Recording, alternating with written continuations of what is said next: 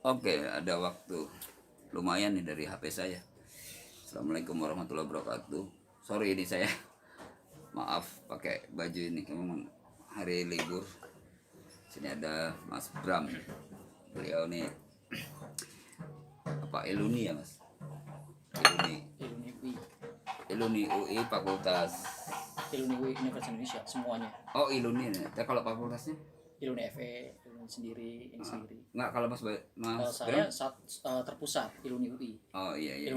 Iluni UI ada di bawahnya ada Iluni Fakultas. Namanya Iluni Fakultas namanya. Iya. Jadi eh, nggak terpotong sedikit ini. Jadi apa ya, buat saya pribadi sih, ketemu dengan Mas Bram nih kayak ada komunikasi lintas generasi yang persepsi pemikirannya mungkin ada perbedaan soal macam-macam gitu kan, terutama masalah politik dan yang lainnya. Plus juga ini bukan studio karena ada suara-suara masuk, tapi mudah-mudahan bisa kedengar. Jadi itu Mas Bram, tadi kan kita coba bahas soal realitas politik masyarakat, terus dinamika yang muncul, isu-isu yang muncul soal pemilu mau Penundaan pemilu 2024 Iya. dalam konteks wacana. Nah ya memang wacana, dan itu jadi ramai juga di media sosial, di YouTube, di Iya. televisi jadi. Nah itu sumbernya gimana ya? Maksudnya kalau dalam analisa Mas Bram selaku generasi muda Indonesia yang coba mengamati dinamika itu gimana? Ya kalau saya sih melihat sih sebenarnya ini kan baru apa wacana ya, artinya kan wacana itu kan belum resmi sifatnya gitu ya, belum resmi, artinya dia bisa berubah lah ya dengan dinamika yang ada. Kalau bagi saya sebenarnya ya, kalau bagi saya pemilu yang kemarin itu belajar di pemilu yang 2014 2019 ya. Ya kan itu kan pemilu yang menurut saya kosnya lumayan besar ya, Secara kos ya? Buat ya bayangin dari kita pemilihan DPR RI kan beda-beda tuh tanggal-tanggal DPR RI, DPRD provinsi, DPRD kota atau kabupaten kan sendiri tuh. Ya kan baru udah nemuin presidennya kan. Jadi ada 4 kos. tahap. Kalau di daerah malah lebih kali ya? Ya karena kan ada partai lokal ya, Aceh. Oh iya. Partai Aceh kan lokal tuh. Tapi nggak banyak sih, beberapa. Jadi kalau daerah kan DPRD tingkat kota. Pertama DPR RI tingkat nasional. Nasional, oke. Ya kan DPRD provinsi tingkat provinsi, DPRD-nya. Yang nggak ada cuman kota itu cuman di DKI ya. DKI nggak ada DPRD provinsi jadi hitungannya ya. Satu provinsi aja. Kalau Terus di luar daerah ada kayak contoh Jawa Barat ada Bekasi, DPRD kota Bekasi, ada Kabupaten Bekasi sendiri. Ya kan terpisah. Itu kan kosnya lumayan besar. Iya Pak, terpisah. Bekasi ada 2 kan, kota dan kabupaten. Di situ aja udah. KPU buat Iya, KPU-nya udah pasti beda. KPUD kota dengan KPUD kabupaten udah pasti beda orangnya. Kan secara birokrasi bupatinya misalkan Bekasi, bupati sendiri Bekasi. Kalau bupatinya apa misalkan kabupaten, bahkan sekarang ini kita pemekaran banyak Pak.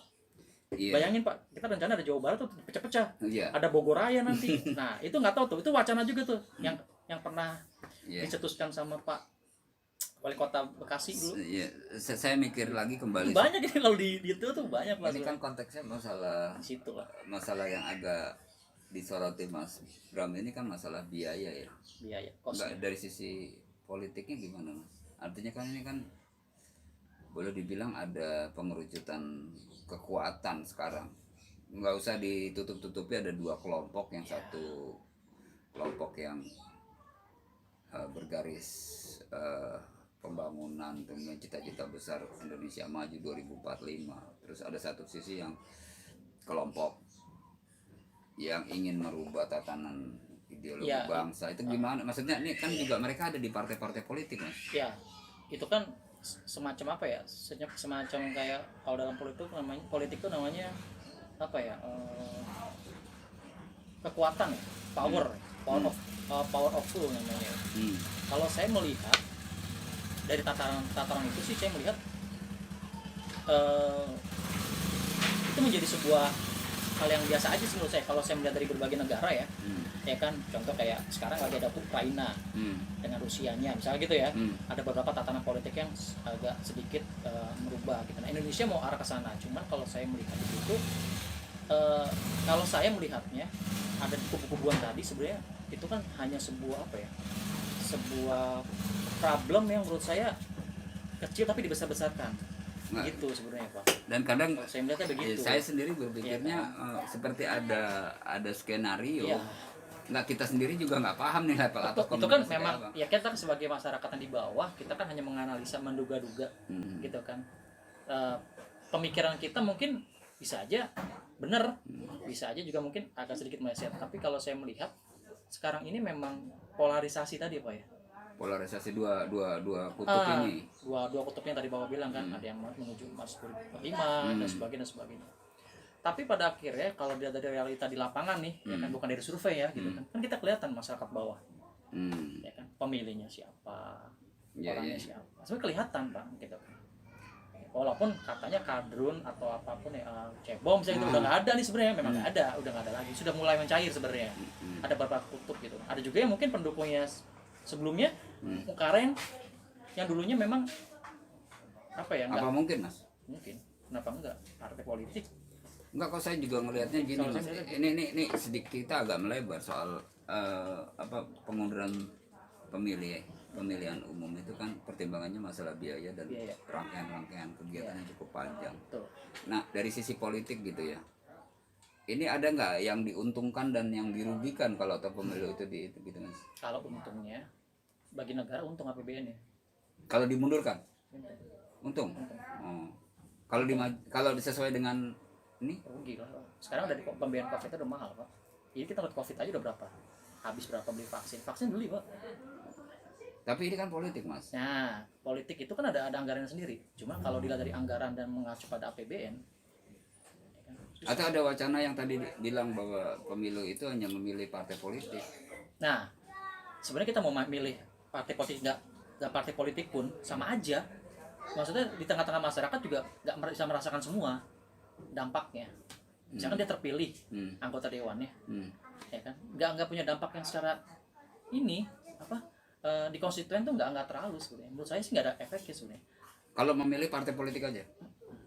Dua-duanya sebenarnya sama, plus minus dua-duanya sama sebenarnya, konteksnya sama, cuman untuk menghematnya aja tahun ini itu satu.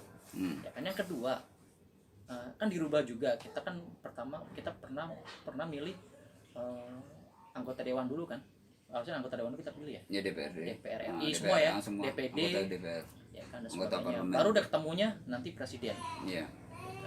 Yang sekarang gimana, yang 2024 nanti kalau mau Bapak? Saya tuh nggak terlalu begitu paham menyelami betul ya, tapi agak sedikit lucu juga kalau menurut saya gini kan, misalnya gini, anggota DPR tuh dipilih oleh rakyat, dipilih, Dari partai politik ya? Nah, terpilih lah, kemudian resmi mereka menjadi anggota DPR. Terus ada pemilihan kepala daerah atau presiden dan sebagainya. Ini kan seperti ada batasan ini Mas. Hubungan antara anggota dewan dengan presiden ini ada ruang. Ada ruang. Kan dia itu kan sama-sama eksekutif. Jadi kan ada pemilihan daerah dan maksudnya dalam polarisasi sistem kerjanya itu gimana ya Mas? Ya itu dia, makanya saya bilang kepala daerahnya kubunya si A dengan presiden si A. Ya kan, terkadang kan kontradiksi dong, yang kepala daerah yang nggak berkoalisi dengan yang presiden si A ini. Kan dia bingung juga kan dalam aturannya gimana, walaupun secara aturan dari Kemendagri sama ya gitu kan, cuma dari segi dari nurani tadi nalurinya, saya dari partai X nih, saya mau masuk ke sana, dia partai sini nih, akan mentok di dan sistem ini memang itu, kan lahir gitu, dari ya, saking banyaknya partai ini gitu loh, multi partai ini itu Pak. Agak bingung juga Mas saya mengurai itu, artinya dalam perspektif saya agak bingungnya itu. Jadi korelasinya gimana ya? Presiden misalnya dipilih oleh rakyat, anggota DPR dipilih oleh rakyat. Ini kan rakyat nih. Dua-duanya rakyat. Nah, pada tataran pola kerjanya itu kan ya presiden, saya dipilih rakyat loh, saya punya kewenangan ini loh gitu. Sementara kewenangan dan sebagainya legislasi itu dari sisi pengawasan, budgeting, kemudian controlling segala macam. Gak, ini nyambungnya gimana? Kadang-kadang saya bingung. Maksudnya yang ideal itu kan misalnya gini, anggota DPR dipilih jadi nih anggota DPR. Nah mereka merapat kan? Rapat internal partai, rapat di seluruh. Nah baru milih presiden atau Iya. kepala daerah. Ya, biasanya gitu kan. kalau Ideal kan kayak gitu, jadi satunya Iya, jadi iya. satu jalur gitu Betul, mas. betul. Pikiran saya nih betul betul. gitu. Nah itu kembali lagi itu kalau dalam kacamata Mas Bayu nih, saya Bram. pikir sih Mas Bram, sorry saya selalu ini Mas Bayu. Kacamata Mas Bram itu ya saya anggap sebagai representasi dari teman-teman di era di bawah saya. Itu kalau dimajukan itu tetap bahwa plus minusnya ada gitu ya. Ada Diundurkan plus minusnya ada. ada plus minusnya gitu kan. Gitu. Ada plus minusnya.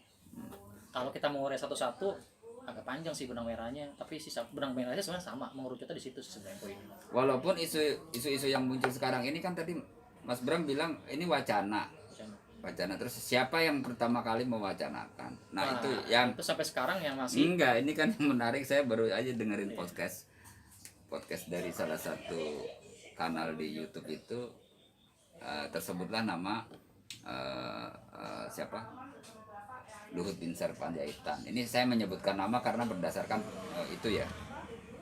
Kemudian rame lah bla bla bla bla bla. Enggak, artinya kalau buat saya pribadi saya nggak letterlux banget langsung menebak oh ini begini, ini hanya semacam komunikasi politik yang kalau orang bilang sekarang cek ombak nih. Saya baru tahu istilah cek ombak ya kan, bisa ya kan, cek ombak bisa atau bahasa ininya ya asumsi lah, asumsi.